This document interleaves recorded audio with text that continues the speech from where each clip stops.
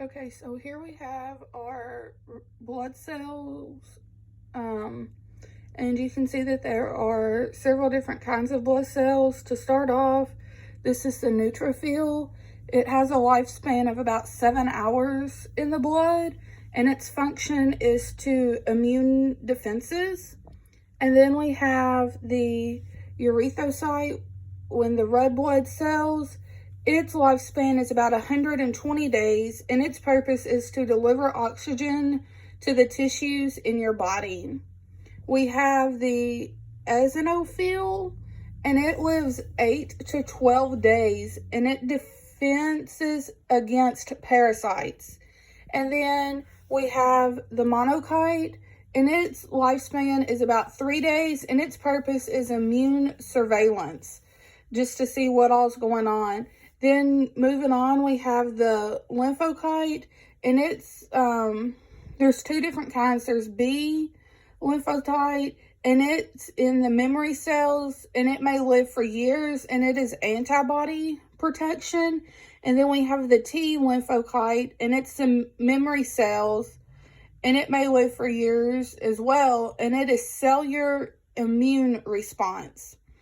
And then we also have the basophil, and it lives for a few hours to a few days, and its purpose is to inflammatory responses, to help with all of that.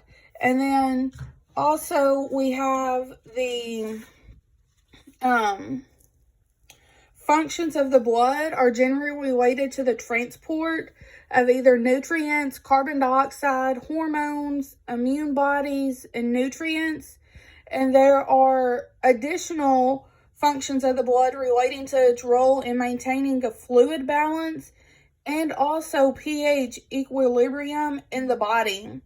And since blood must be maintained in a closed system for transport efficiency, it is provided with a mechanism for preventing blood loss if the mechanism for preventing the blood loss is normally in the closed system is open, therefore that it always functions properly. The red blood cells have a very, very unique structure. They're flexible disc shape. As you can see here, they look just like a disc. Helps them increase the surface area to the volume ratio in these extremely small cells, because as you can see, the red blood cells are the smallest out of all of our others that are in there, except for the platelets.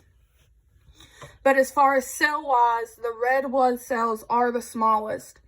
And this also enables oxygen and carbon dioxide to diffuse across the red blood cells more readily.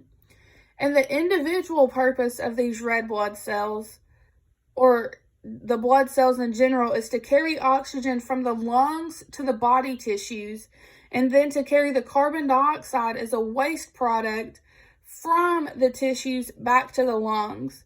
And lastly, blood cells contribute to the overall function of the body by their main function is to carry the oxygen to the from the lungs to the body, and then to get rid of the carbon dioxide as a waste product from the tissues and back to the lungs for the process to start all over.